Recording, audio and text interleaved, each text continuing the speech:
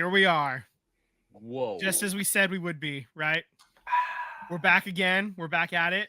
I guess I'm driving. I don't know. I just jumped up and started talking, so I guess it'll be me. Sure. I'm Vince. Hi. Welcome to the show. This is the It's SVT hosting roulette. Hosting roulette. That's right. Whoever starts talking first gets to go, I guess. So I'm in the driver's seat apparently because I nominated myself. I volunteered as tribute. I'm Vince. Sam, Tyler, how's it going, fellas? What's up, guys? Very good. Right on.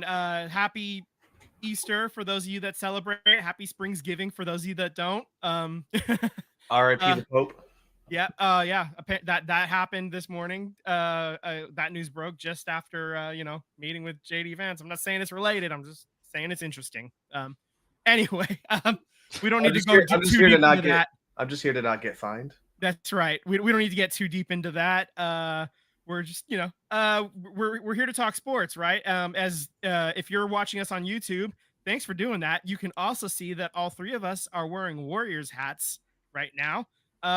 And why would that be? Because the Warriors, they did handle business. They did win that first play-in game, and then they went and started the playoffs, and they won game 1 in Houston. So let's it's not really ripping off a Band-Aid if it's good, is it? It is in the retrospect that yeah, it's the first time they've won a game 1 in a series in a while. So. It's also out of the 23 playoff series that Steph Curry has played in, it's the 22nd one where they've won at least one road game. So that streak is now continued. Basically, it's not really a streak. That series of success is made its way again. I guess I don't know how else to phrase that. I'm being silly. Anyway, so let's just talk the play-in game real quick. First, they get the win, 121-116 versus Memphis. And in that game, Jimmy Butler announced himself big time, 38 points, 7 rebounds, 6 assists. I mean, a couple of steals as well. He was just all over the place. Playing Jimmy. And then Steph Curry had 37 points, not to be too outdone, only by 1 point there. He had 8 boards and 4 assists too. And even he had a steal too. And he was 13 of 13 from the line, as you expect. The greatest shooter in the history of the NBA. He, both of them showed up big time. We needed them both big, especially toward the end. It was getting a little dicey there, and they both showed up and showed out. Just really impressed overall, and I'm glad they did, because they made me look like the genius that I am. So that's good. And then on Sunday, that's the game against Houston. They get the 10-point win, 95-85. They played Houston style, a little slow, a little ugly, defensive struggle, and they get the win. They were up 23 at one point. They also started that first quarter horrendously. They were lucky to be down only 3 at the end of 1, but that second quarter, they really put it on, and they were able to hold on the rest of the way. That was Steve Kerr's 100th career playoff win as a coach. Steph Curry had 31 points, 6 rebounds, 3 assists. Jimmy Butler went for 25 points, 7 rebounds, 6 assists, and 5 steals. And so that's kind of where we want to start, right? With this the playoff game. Yeah, I think Houston's shades of seeing the Warriors, if you're a Houston's fan, is probably the worst thing you want to see in the first round, right? So I think that, and Steph Curry just loves playing against Houston in the playoffs, bodes well for the Warriors. Mm-hmm. To be up game 1, you did your job. You took a game on the road. So whatever the outcome should happen on Wednesday, you did your job. So you go back home and you're up, let's say 2-0, or if you're tied to the series, I like my chances back home. Absolutely. I think Brandon Pozinski has been a great addition piece. That 14 points, 8 rebounds, 5 assists. I mean, we talk a lot about Kuminga and his lack of being able to see the floor, especially during these playoffs right now. It's early, and I think it's a matchup situation. And I don't think Kuminga fits well in this matchup scheme that they're trying to do, because Houston does play very physical, and it doesn't sound like Kuminga is getting to the foul line as much as, let's say, a Jimmy Butler. So maybe he just doesn't fit this mold. Maybe they bring him in, test the waters if the Warriors are up 3-1 in a series. You know what I mean? So there's still plenty of chances we're going to get into it. Yeah. It is a little Mhm. it's a little bit of a bummer, because that this offseason he's probably not going to be a Warrior going forward. And maybe this Houston series isn't going to be for him, but who knows? Maybe if the Warriors are able to, get the job done and move on to the second round, maybe that series, maybe there's more of a role for him there, depending on who they're playing on the other side of the bracket. The one of those two LA teams. Sure. Yeah. I mean, who knows? We got to handle business first. We can't really start worrying about that yet. So, the upcoming schedule for the Warriors, it's you mentioned it. It's Wednesday at Houston. That's a 6:30 p.m. Pacific tip. And then Saturday is Game 3, and that's here in the Bay Area. That's a 5:30 p.m. tip. And then after that, Game 4 is going to be Monday after we record. So hopefully, we're recording and then watching another win there. That'd be lovely next week. But we still got a whole week of basketball before we even get there. A couple of side notes: Draymond was named a finalist for the Defensive Player of the Year. If he does win it this year, he would be the oldest player to ever win that award. So that's interesting. He's been playing his heart out, man, all season, and really kept the technicals in check. I really think his mindset has been a lot more positive than years past. Is there little moments of outbursts with Draymond? Sure, of course, but they are nowhere near what they used to be, in the shades of 2016 and forward.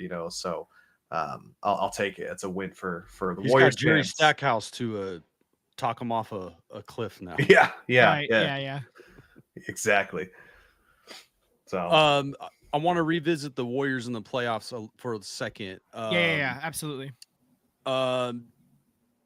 Houston, what I found kind of funny today, as I'm driving around, I do a lot of driving for work, so I listen to podcasts, local radio. I'll tap into the opponent's radio stream, and it's been funny to hear some of the clicks or some of the clips from Houston, where so many of the fans who were calling into their radio show were like, oh, we're gonna blow these Warriors out of the water and this and that, and even the radio hosts were like, oh, this Warriors team has got zero chance.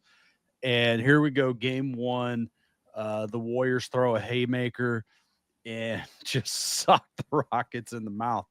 I think, like, if you were looking at it on paper, just on the seeds, right, of Houston earned their number 2 seed. They had a really good record. They're a really good team. They play really good defense. I think now, though, in a 7-game series, with the Warriors being a veteran team and getting all that rest, like, they're going to have a lot of rest through these playoffs, and it's going to be really hard to put this old dog down. We were joking around a little bit where we were like, Draymond, like, when he came into the league, he was like young, strong, that youthful energy. Now he's like turning gray and just tapping into old man strength. Yeah. You're seeing that transition where Jimmy Butler, Draymond Green, Steph Curry, these veteran guys, Kevon Looney even, they're tapping into old man strength, been there, done that. All of these guys have been the dude, the man on championship teams. And so is Jimmy. He hasn't won. Jimmy Butler hasn't won, but he's that dude. Yeah, he single-handedly took that Heat team to the finals a couple of times. Like they were there because of him. It's like I think about it like the Allen Iverson 76ers. Like it was Allen Iverson and then like just dudes. Absolutely. Like he single-handedly took them, and that's what Jimmy did for those Heat teams. Absolutely. Like, he's all world talent, and absolutely. And you got guys, Jimmy's going to get to the cup, draw fouls. Draymond, he can be an offensive threat, scoring the ball, but he's best playing defense and passing the ball, being a decision maker. And then you got guys stepping up. Some of the young guys are stepping up. We talk about Pods and his little stutter, slow motion, deceleration, and his really cool little post shot celebration. I don't know if he's meditating or it's just recharging for a second.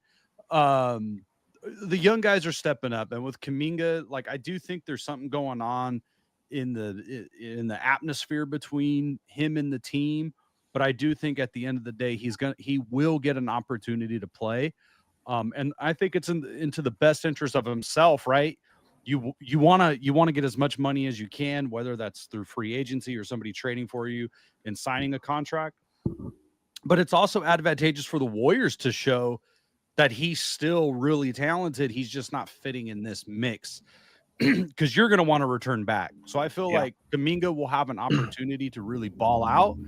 And that may be only one game, but if that one game is, say, in the finals or a Western Conference Finals and it's a clinching game, now your opportunity to get something in return is way higher. And now you're looking at next season, what assets can you add to this Golden State Warriors team? And we don't even know where they're at yet. So I just wanted to close on that where, I don't think Kuminga's going to be here. But if he can help the Warriors bring in more assets, I'm all for it. Right. Just a quick note on that 100th win for Steve Kerr. That ties him with Larry Brown for 6th all-time in NBA playoffs coaching wins. Anybody want to try to take a guess at who's above him? He's tied with Larry Brown, like I said. So who are the 5 names ahead of him? Well, Pop is up there. Yes. He's number 3 at 170. Phil's number 1, 229. So ways to go for that. Pat Riley's number 2, 171, just one ahead of Popovich. I got 2 more left, right? Got 2 more left. Red Auerbach is actually in 8th now at 99. So Steve Kerr just passed Red Auerbach. Jerry Sloan. Sloan's number 9, 98. You're right there. You're right around the cup, dude. 2 guys that are coaching right now. I'll give you that. 2 guys that are coaching like familiar coaching names right now. There's no way Eric Spoelstra's up there. Eric Spoelstra's 5, 110. Wow. Okay. Yeah. So then you're missing number 4. I'm like going through them all right now. Veteran coach. Yep. Knicks coach. What's his name? Oh, not Tom Thibodeau. No, not Tom Thibodeau. Not Tibbs. Hold on. I'm just trying to go through playoff teams now. Yeah. Well, yeah. So. Hold on. He's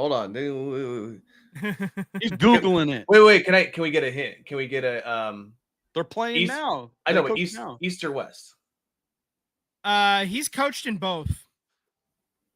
But can I get a hint as to what he's currently coaching in, East or West? He's currently coaching in the East. Byron Is it Scott? No, the Cavs coach. No. I don't know, man. I don't know who you're talking about. Doc Rivers. Rivers has 113. All right, that was a fun little impromptu game there. All right. Fun. Yeah, so there you go. That's your an idiot. When I said Byron Scott, I was thinking of Doc Rivers. Yeah, so, I'm actually impressed that Eric Spoelstra's up there that high. Yeah, I know the Heat team were pretty dominant with that trio. I mean, he had those like basically 3 separate runs almost, because you had the Dwayne Wade. Yeah, you had the Dwayne Wade by himself, right? And then you had the Dwayne Wade with LeBron, and then you had the Jimmy years too. So like there's like 3 separate like sectors of of him putting it together and for a couple of years in a row. So really stacked up a bunch of wins through those, especially. Yeah. Huh. Yeah. Good for him, man. Interesting. Good for him. Yeah. Stick taps for Eric Spoelstra to cross our sports references. Well, we might as well tell the recap. He ain't got no chips like Steve Kerr, though. No. he got 3. He got 3 though. So let's just talk other news around the league. Let's start with the playoffs around the league. The one thing that I wanted to note is the Thunder beating the Grizzlies by 51 points in game 1. It was like 130 to 80 something. 131 to 80. Yeah, and it wasn't that close. Like that's I think that's like top 5 worst defeats in a playoff game ever, like in the history of the league. Like it's like I don't even remember. I forgot to snag the screen cap that I saw. I'm so glad the Warriors did get them in the first round, man. Like the Heat. It's not to talk bad about the Rockets. They earned that second. They're a quality team. But man, OKC is scary. That was scary team. Yeah, that's going to be tough whenever, whoever has to play them. That's a tall order. That is a huge ask, and not going to be an easy series by any stretch of the imagination. SGA is probably going to end up being the MVP, I think, this year. So yeah. And well, also too, the Warriors 68 wins or something like that. Yeah, and if the Warriors do progress all the way to the finals, well, championship here, we don't have to see them to the championship game. So yeah. The earliest we would possibly meet them is the Western Conference Finals. And yeah, if the Warriors are playing them in the Western Conference Finals, you know what? I think at that point it's house money, So like I think the Warriors are playing real loose at that point if it does end up getting there. I just remember what I wanted to tell you guys that was what I said earlier about the Warriors about listening to their radio. Today they were playing the Houston Rockets radio announcer. He was on the radio saying he has PTSD from Steph Curry. Yeah. I mean, they were. I was listening to our home broadcast instead of the national broadcast for the game, but I mean, Fitz was making that kind of joke too. It's like they got to be going, oh no, not again. And in my head, I'm like, it's literally the Jesse Pinkman. He can't keep getting away with this. That's the devil named Curry, man. That's what he does, right, man. Oh yeah. Hail Curry. The Timberwolves going to LA and taking game 1 against the Lakers. Yeah, that's huge. The Knicks ended up winning game 1, but right now, last I checked, they were losing at half in game 2 against the Pistons. So that's probably going to be a hell of a series. Well, Tyler, you think offense just died in game 1?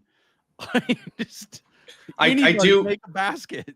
I think Detroit's physicality and their ability to get to the line they're going to wear out the Knicks. And look, if you're a Knicks fan and you're listening, let's be honest, you're the Montreal Canadiens of the NBA. You know what I mean? Like you're there, bud, but it's just whatever happens in the playoffs, you always fizzle out. So speaking of, Montreal is down 2-0 at the end of the second period in game 2. Washington. The Knicks are just gonna nick, man. I don't know what to tell you, man. Yeah, at some point the wheels are gonna come off, and then we're all gonna laugh about it because it's the Knicks. And the Nuggets beat the Clippers in that first game. That was a nail biter. The Pacers handled the Bucks by 19 points at the end of it. The Celtics took care of the Magic in their first game. The Cavaliers handled business against the Heat. So right now, like a lot of the favorites took care of business, including the Warriors or the Rockets. Like the least the least favorite of the favorites, I guess, or was the Rockets, I guess. However the hell I'm trying to say that. I thought that they were on the they're in the most trouble when you're catching the Warriors playing a lot better now than they were earlier in the season. This is the first time they were it's only this they didn't really get to see the Warriors with Jimmy that much. They had the one game earlier, toward the end of the regular season, but it's a whole nother beast when you get the Warriors in the playoffs now, and especially with a dog like Jimmy. So really excited to see how this series shakes out going forward. And hopefully we're talking, hopefully we're still in high spirits when we talk to you next week about this. I think no matter what, I will be. I mean, barring injury, catastrophe, like something like that. But because you're going to cut by next Monday, you're 1-1. Right. Worst case. You did what you needed to do. So mission accomplished. Now, if you go 2-0, you go up 2-0, and you're coming back home, like, damn, man. Like, if you handle your business at home, you're done. You get a lot of rest for that next round. So. All right, so around the rest of the league with other news, the Suns did fire Mike Budenholzer after one season. They're also on the hook for like, I don't know, something like $20 million or something for him too. Yeah. Dumb. So they're paying 3 coaches still. Yeah. Poverty franchise.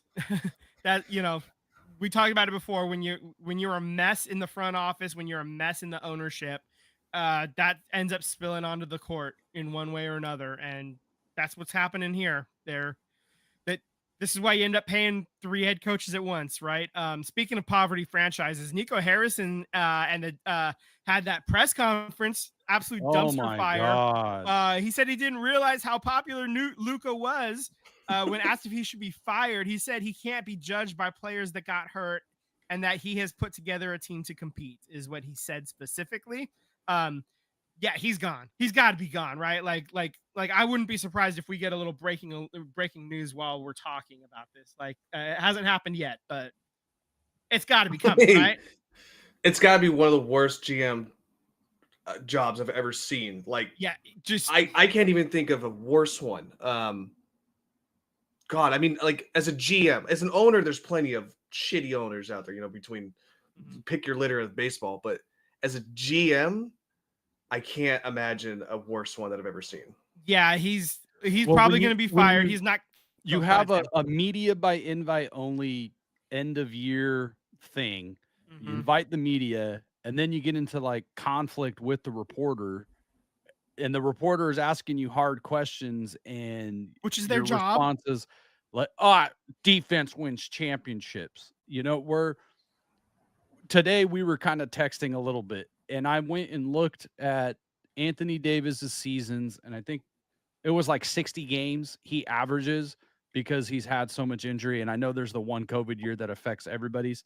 Yeah, but I mean, he's 60 games. The league got about 72 games, I think. Right. Do you guys remember? Anyway? Do you remember when Anthony Davis said he wants to be like Kevon Looney, because Kevon Looney was like the Iron Man of the NBA and didn't miss a game for like 3 years straight? Yeah. Right. Yeah. Yeah. See how that worked out.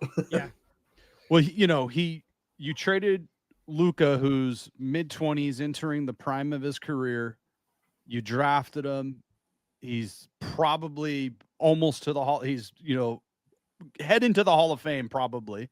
Yeah, he's on that track. He's on the track right now. You traded for a big man who only plays about 60 games a year. So what are the odds that he's going to play more than 70 games? His career high is like 75 games, 75 or 74 games. Yeah.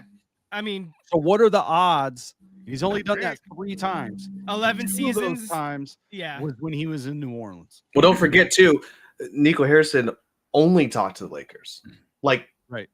I'm pretty sure a Luka and Giannis could have happened.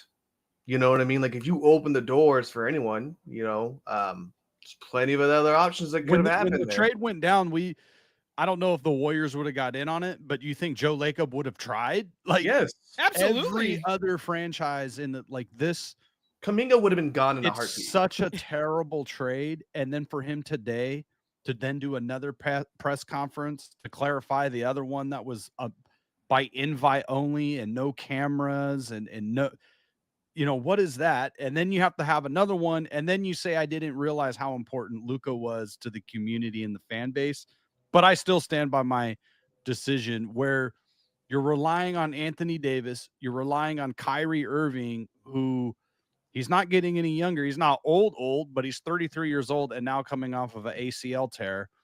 And then you're also relying on Klay Thompson, who I hate to say it, is a shell of himself of his former, Warriors years. And that's injury. That's not hit, that's just, it's unfortunately due to his injury. But coming into this season, you said the only thing that we're away from is having a shooter, is having a sharpshooter. So we go and get Clay. And now it's defense. Like, it's a mess. It's an absolute mess. And when Dirk Nowitzki wants nothing to do with the franchise, when your Hall of Fame players and the people that are around all the time don't want to be around the franchise and distance themselves, like you're tarnishing the brand. If you're the ownership group, you gotta cut bait, man. This is awful, and it's only getting worse. Your saving grace is that the women's Dallas team has the #1 draft pick. Right. Speaking and they play in that arena. Yeah. Speaking of the Golden State Valkyries, that draft was happening as we were talking last week. We do have the final results at this point. I do have a pronunciation. Yuste Yochite. That's how we say the first draft pick. It's a Lithuanian woman. She's 19 years old and has been playing professionally for the last 5 years. Yeah. Respect to her parents who named her. I'm just going to call her JJ. Yeah, for now. Yuste Yochite, 5th overall, first round pick. Cheyenne Sellers in the 2nd round, number 17 overall. And then Caitlin Chen in the 3rd round, number 30 overall. Tyler, you were hyped for that one, especially. Yeah, man. I watched that UCLA game. I think I sent you guys the video of it. But look, when she's on, and she guards the best players. She can dribble with the ball. She's like a mini Kyrie with Klay Thompson defensive awareness. So there's worse lottery tickets to take. I mean, yeah. When you're picking a 3rd rounder, like it's just you throw a dart on the wall and see what happens. And there's way worse picks you can make than that. And she saved oh my gosh, why am I drawing a blank on the college team that she went to right now? I'm gonna not the Bulldogs. What the frick are their names? Bruins? No, the college basketball. UCLA? No. She didn't play for UCLA. She played for UConn, the Huskies. Thank you, the Huskies. She literally saved their season to get into the final. So look, she can make big shots when needed and can be relied on. And I think she's going to grow into a better player. Just simply being in this league and getting time. There's a little bit of symmetry happening too, because the Valkyries ended up taking Kate Martin, who just last year was in the exact same situation that Caitlin Chen was in, where she wasn't invited to the draft per se. She was there to support her teammate who went #1 overall, Paige Beckers in Caitlin's instance, and then obviously Caitlin Clark in Caitlin Chen's situation. In Kate Martin's situation. I get them getting it all mixed up. Anyway, the idea is they just happened to be in the arena, and then their name gets called, and then the entire team is hyped for them, and they're all like the clips that were on Instagram and whatever your social media of choice are. It's really awesome to see, and they're just like really excited for her. And the same thing happened last year too for Kate Martin, and now the Valkyries they selected Kate Martin in the expansion draft. So Kate Martin's over here. Just 1 year after the exact same thing happened to her new teammate now. So that's kind of Caitlin Chen, she obviously was, like you said, she was there to support Paige. And when her name got called, I don't know if you guys caught it, but she was trying to walk on the stage because she thought that's what everybody else was doing, so she should do it too. And they go, we don't have a jersey for you. Like, you can't go on the stage. You stay down here. We'll just give you a hat. Whoopsies. One more quick note on Cheyenne Sellers. That's a hell of a week for her. She she gets drafted to the W, and then she proposed to her girlfriend too, like earlier that week too. So overall everything is coming up Cheyenne too. So and it's kind of fun to see, they're on the Valkyries Instagram, you're seeing them like tour the facility and just the jaw-dropping, visuals of that and everything. Like it's pretty cool. The ownership group has spared no expense to try to make sure that these athletes are in a comfortable and ready to play, ready to start winning some games. That being said, I don't know how this season's really gonna go. I'm looking at the Athletic. They said they did make mention that in the losers, it's not the Valkyries that are losers. It's fans who bought Golden State Valkyries game tickets during Eurobasket, which is like a international basketball tournament during the summer for the European countries. Because right now they've got 7 players on under contract that are probably going to make the final, like the opening day roster, that are gonna be all gone for that tournament. So like there's gonna be some games from June 18 to June 29th for like a week and a half. Like there's like 3 games in there where the roster is going to be a little thin. So if you have tickets for those games to see the Golden State Valkyries play, those tickets might be a little cheaper, but also you're probably going to see a subpar product for that as well. So whoopsies. Yeah, but it's going to be fine. They're really built more for the to make some moves in the in the next coming off season is and when you have top-notch facilities too, and every team is going to at least get to come in and see what it looks like, at least from the visitors side. That's what I was going to say too. It's going to be an opportunity to sell. They're playing in the most state-of-the-art arena compared to all the other WNBA teams. I know that some of them play in the NBA arenas, much like how the Valkyries are. But again, it's the newest stadium. Like, yes, that's pretty badass too. Yeah. So I mean, it's going to be a good opportunity for for especially Chen and Sellers to really make some noise during that week and a half, at least for sure. If nothing else, like if Caitlin Chen doesn't get a ton of playing time, she will that week. Yep. So I mean, that's basically that's what we got right now for the Valkyries. Their first game is preseason, and it's coming up beginning of May. I think it's May 6th against the LA Sparks. So we're starting the way I've locked into women's soccer to BFC. I can feel myself starting to lock in for the WNBA too. So I've got all this time not watching the Oakland A's anymore. So I'm putting it somewhere, baby. I'm ready to rock. I feel the same way, Vince. Yeah. No, they're going to have a huge opportunity next season they're probably going to have another top draft pick, probably another top 5 draft pick. I don't think this team is probably, I mean, you don't know yet, but I doubt they're going to compete for a championship. So I expect them to be in a top 5 draft pick. And then you're going to have a ton of free agency options. Like none of these players in the W wanted to sign long-term deals because of the new collective bargaining agreement that's going to be in the pipeline. That's right.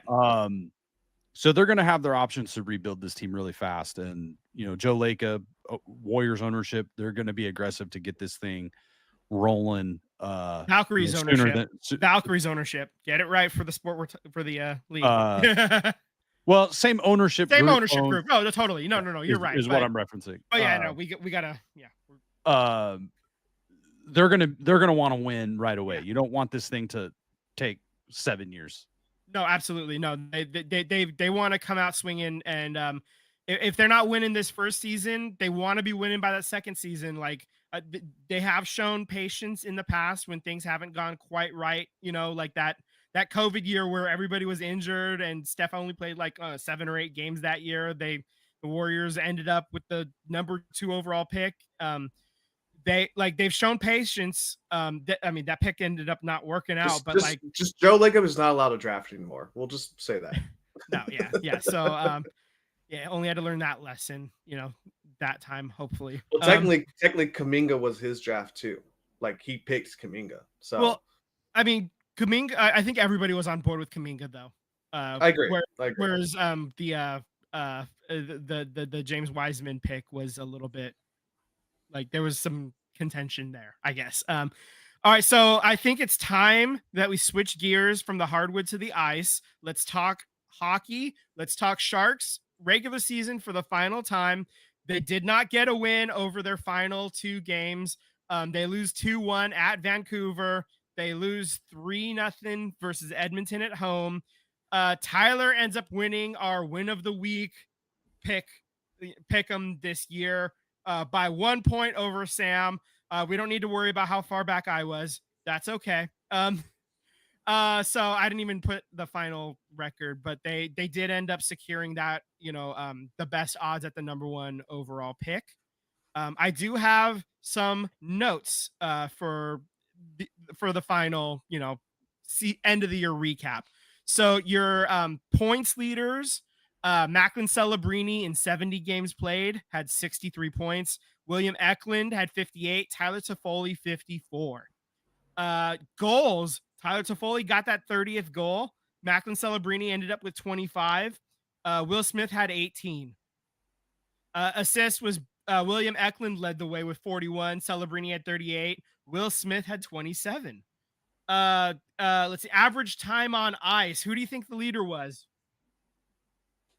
Toffoli. No, Toffoli got hurt. It's gonna Ferraro. 21 minutes 24 seconds average time on ice. Macklin Celebrini was number 2 at 19 minutes 47 seconds. So the kid put in a lot of shifts. William Eklund had 1933 as well. So you look at power play points, Macklin was on top. Even strength points, Macklin was on top. Shots on goal, just shots in general. Macklin Celebrini was number 1, 236 shots. Tyler Toffoli was number 2 with 233. Penalty minutes, Barclay Goodrow. There he is. I was gonna ask you if penalty minutes was on there. Yep, I do have penalty minutes. Ty Dellandrea was number 2 with 59. Mario Ferraro 53. Let's see, what else do we got? Blocks. Ferraro had 125. Lil Jagrin had 109. Let's see, hits. Grunstrom in 56 games had 172. Ty Dellandrea had 163. Barclay Goodrow and Mario Ferraro both finished with 150. Let's see, goaltending stats. Askarov ended up with a 310 goals against average with an 896 save percentage. When you look at the raw numbers, that's kind of mid, but when you factor in just how terrible that defense was, it's astonishing that it was even that good. Well, I mean, it's 13 games. You look at Georgy Romanov. He went 0-6. He had a 389 goals against and an 877 save percentage. And then Alexander Grigoriev had a 371 goals against and a 875 save percentage. So, the stats that I was looking at didn't include guys that were traded away from the team, like Granlund, Blackwood, Wallman, etc. So and they're all kind of pulled together through like NHL's official website and ESPN and Yahoo and Hockey Reference, all those stats. So let's see. What's up? Just out of curiosity, so people are aware, Mackenzie Blackwood, who the Sharks had to start the season, he went to Colorado. Yeah, 56 games played. He has a .912 save percentage. So yeah, say what you want about Askarov, but like almost 900 with only like 13 games under his belt. The future's still really bright with there. Yeah, and he a lot of Blackwood's games ended up being with Colorado, who's a lot better team, who are playing hockey still at this point in the season, which of course means they're a playoff team. So just other things, the King Clancy Memorial Trophy, which is basically your Walter Payton Man of the Year, but for hockey. The nominee for that one from the Sharks is Mario Ferraro. So he does a lot of stuff with like Hockey Fights Cancer. He goes and visits the the kids in the hospital all the time and stuff like that. So he does a lot of good community work, and it makes sense that he ends up being the nominee. Let's see. One of the players on the farm down at the Barracuda, Andrew Podorowski, he was the league leader in points in the AHL. He missed the last 9 games of the season. He still ended up with 73 points total, and that led the AHL.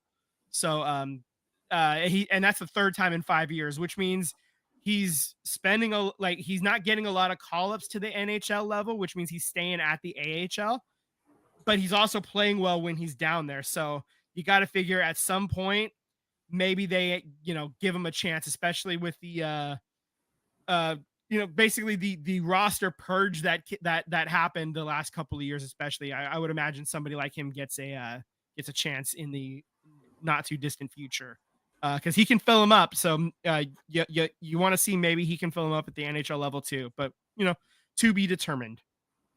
Let's see what else. Will Smith is going to end up playing center next year is what it sounds like. He's going to be the second line center. So you have Macklin Celebrini, the 1A, and then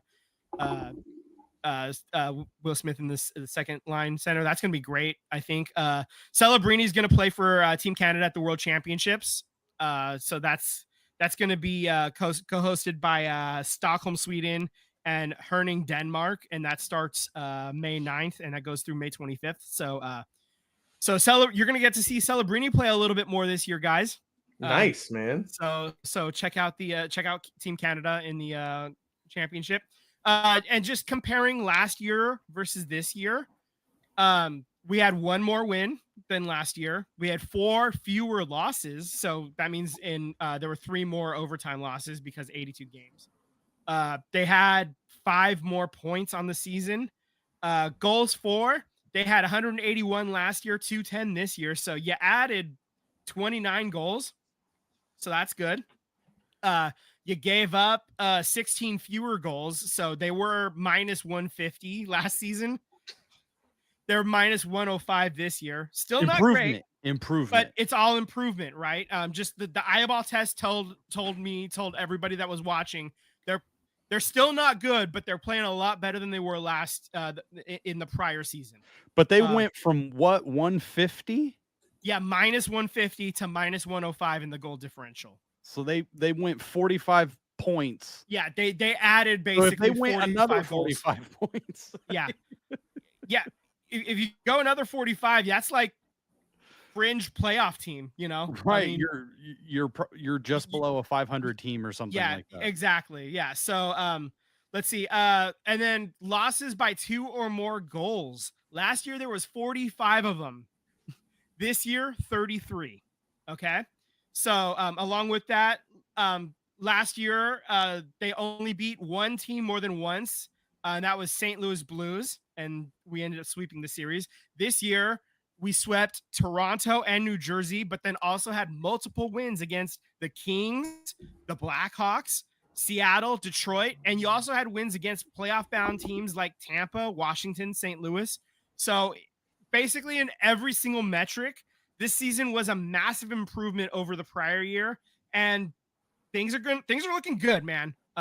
Like we've said it all year. The time to hop on the bandwagon is now. Okay. Because you can still say I was there when they sucked and now they're good, but you don't have to suffer through too much suckage right now because they're going to start to get good. They're going to play a little bit better. Let's see. What else? Alexander Grigoriev is not coming back. Thank God. Let's see. Curtis Pachelka, who's a reporter for San Jose Mercury News, I believe. He asked Mike Grier if the Sharks win the lottery, would they consider trading the number 1 pick? Maybe. And Grier said, "I'm not going to say no.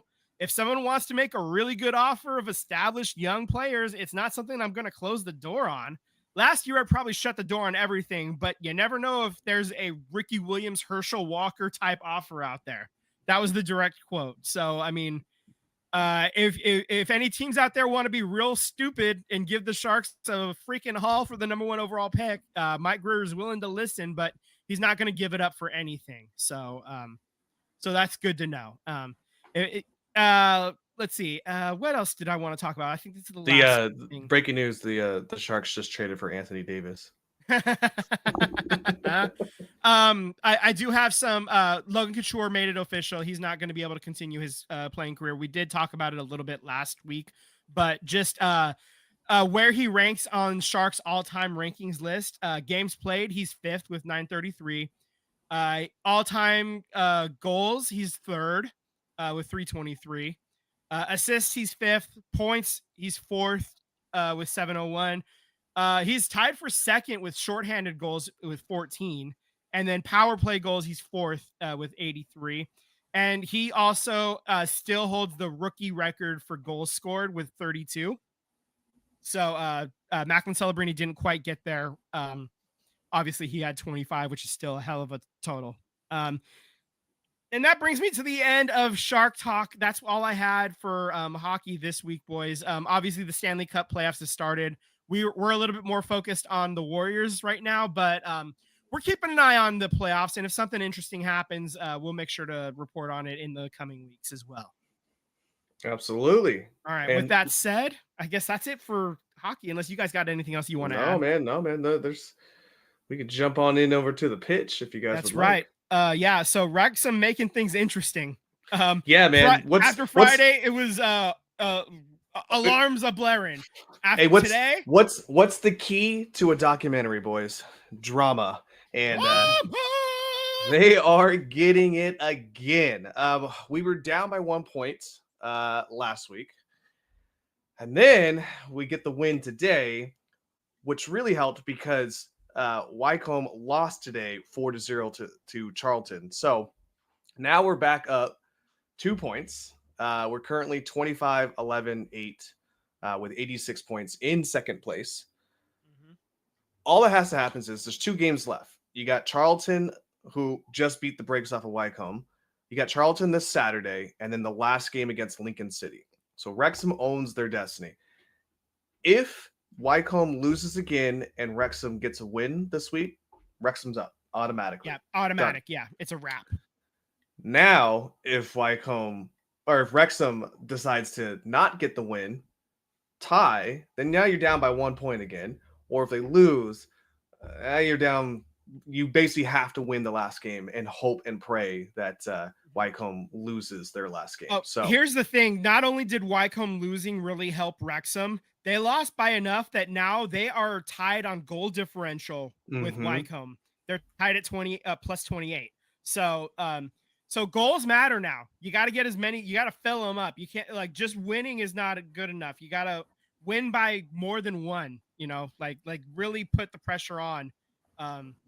Charlton's sitting in 4th right now as well. So yeah, so they're fighting for a playoff.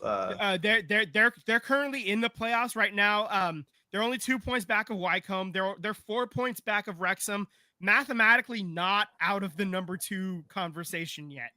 Realistically out of it, but not mathematically. If they end up getting a win against Wrexham this week, that makes things a hell of a lot interesting, especially if Wycombe does nothing with their game next week as well. So don't make it interesting, boys. Handle your business. Just get the win on Saturday and set yourself up for a good following Saturday. That's all you got to do. So 9:30 a.m. I will have the coffee ready.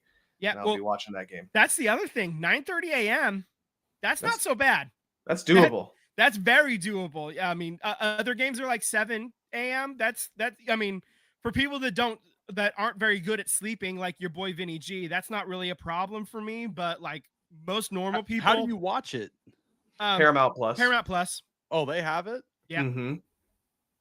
So, we can talk after, Sam, if we need to.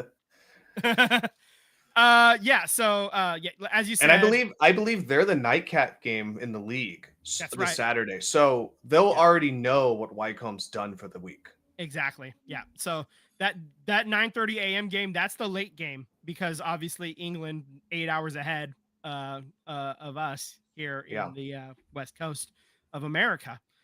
So like you said, this is a huge opportunity and hopefully they come through.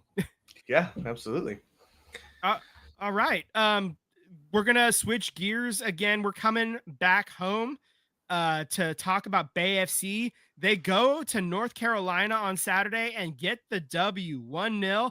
Kiki Pickett with the golazo, 33-minute half volley and goes top right corner off the bar and in about 25 yards out. She only scores bangers. Like every single Kiki Pickett goal is a golazo like that, man. It's from way out and just absolute piss rocket gets past the keeper. Their current standings, they're 2 wins, 1 draw, 2 losses. That's 7 points, 8th in the league. They're they're in solid position right now. They're going to keep got to keep it going against Seattle coming here on the 26th. That's this Saturday, 7 p.m. game. So Saturday is for soccer. Is apparently that's what I'm finding out. Yeah, this is a exciting times right now. BFC, they want to like host a playoff game right now. Obviously, you can't do that from the 8th position, but also it's only the 5th game of the season. If you can figure out getting a win against Seattle right now, and I'm pulling up the standings as it stands right now. Seattle is in 7th. You're in 8th. So this is the team right in front of you. They're actually tied on goal differential as well. So they're really like tied with the Reign, like across the board. 5 goals allowed, 5 goals for. Just across the board. Like this should be a very evenly matched game. Hell, they've even won like their wins, losses, and draws have come in the exact same order. Like you open the season with the draw, then get a win, then 2 straight L's, and then another win this past week. So if you don't draw, you break the cycle with Seattle a little bit, and hopefully you get the W. Yeah, man. So that'd be fun. You're looking up ahead at San Diego Wave. Looks like they're back. Angel City. Both of those teams had down years last year. They're back. Then you have Gotham, Washington Spirit. You have the Orlando Pride, and the Kansas City Current haven't lost yet. They're they won the last 4 games of last year. They've won the first 5 games of this year. They have won 9 straight games this season. They have that new stadium. It's only the 2nd year, and it's the first stadium in America that's purposely built for women's sports. So they really love hyping that up. So they're really showing out that new stadium big time. And Orlando is a problem as well. Just they're really, really good. So if you want to be able to host a playoff game, you got to start by beating the Reign this year, this weekend, excuse me. So I'll tell you what, I've been looking at tickets like for away games. They play Seattle in October. And that's, right around crunch time. That could be a huge game for BFC down the line. So I'm going to, keep an eye on it. Maybe, I don't know, maybe I happen to find myself in Seattle in October. Who knows? I don't know. I'm just saying it's a possibility. I haven't ruled it out yet. I'm just kind of looking at things. They also play Portland the week before in Portland. So I don't know. Maybe it's a double header. Maybe I take a full week off work. I don't know. We'll see. I don't know. I'm just spitballing here. I don't know. Yeah. So I'm really excited, and I hope you are too. There we go, man. That's it. That's what I got, man. It looks like we got one last note. I don't know if we have any pictures for it, but the NFL draft is around the corner, boys. That's right. This Thursday. I don't know. I mean, look, the 49ers drama saga situation continues. Now Kittle and them are far apart on contract deals. So, I don't know what's going on over there, but I don't know what's going on over there, and I follow the crap, man. The Raiders look like there are good vibes all the way around. I saw a video that Pete Carroll was hosting one of his classes at USC and brought in old Tom Brady, and he said, "I got you, babe." So it looks like vibes are high with that team over there. Eagles, I don't know really what's going on too much. It sounds like we might possibly trade. I mean, with your 34th pick, I think it is. Yeah. The one name that I keep seeing that pops up that if he's there, they're probably going to take him is Mikael Williams. Shocker. He's an edge rusher from Georgia. So he got hurt. There's a good chance that he might fall. The Eagles might pick that up if that's the case. Or they may just trade some draft pick or trade some.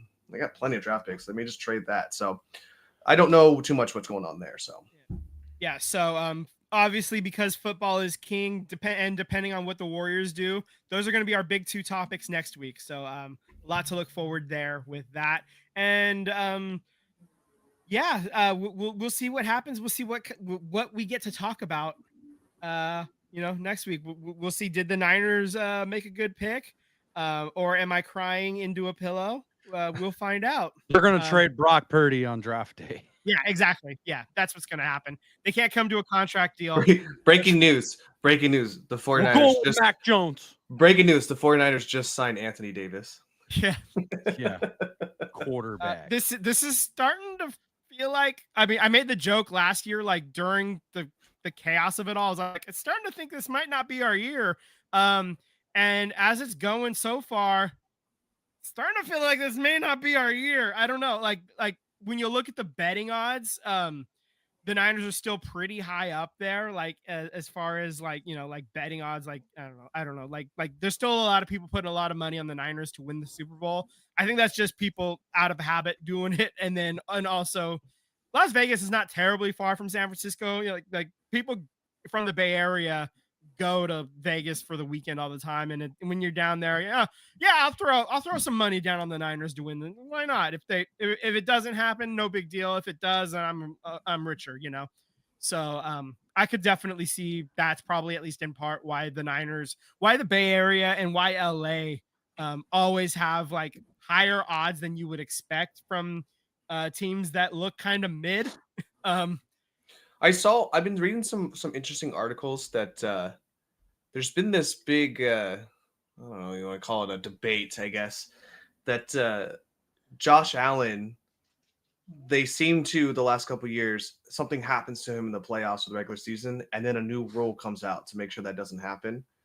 Where then Jalen Hurts, now they're trying to make rules against what he can do as a player, and there seems to be this stop making rules to benefit the Bills and to crush other teams. So I don't know what you guys think about it, but it does seem pretty one-sided with some of the new rules that get in play that just so happen to only happen to the Bills there. So it is.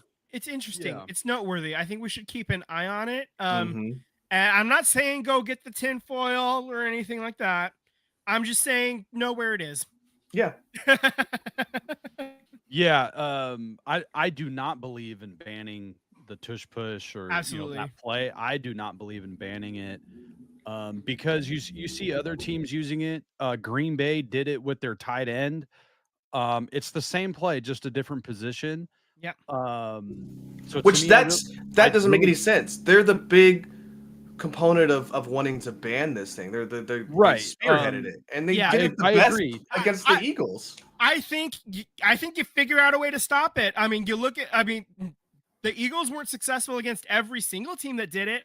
Yeah. I mean, the Niners did a pretty good job of slowing that down. I think the biggest thing here, though, guys, is Jalen Hurts is like a freak who can squat like 750 pounds. Exactly. So I mean, it's not just the play itself. He's one of the few people that can squat that much. Like he's a freak of nature, where other quarterbacks like Allen up there in Buffalo, they run this play. And Allen is he's an amazing quarterback, but he's also like 6'5", like 200. But he's not. But he doesn't squat 750 pounds. Right. Yeah. And I mean, like making special rules to basically punish one guy. That's some stuff that the NHL does. Like they the reason there's a trapezoid behind the goal net is because Martin Brodeur, who's been retired for 2 decades now at this point, was really, really good at handling the puck as a goalie. And they didn't want him to be in the corner. So they made a rule against that to try to get some offense happening. Guess what? It didn't really work. It worked initially for like half a season, and then the goals average for the league went right back down, and they had to come up with something new. And they still have this stupid trapezoid in the back that I hate.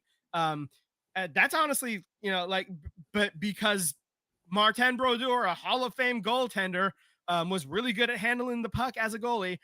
You punish him, and then you punish the rest of the league as well. And so it's dumb. Yeah, just dumb stuff. Since we're on rules, I know it worked to the Warriors' benefit last night, where Pods said, "Go ahead and challenge it." That was so great. I forgot to mention that. That was and great. Then they, the Houston Rockets challenged it, and then later in the game, I want to say it was the fourth quarter, there was a ball that appeared to be tipped out by the Warriors, and the referee awarded the Warriors the ball, but the Rockets had no challenges left because they burned it.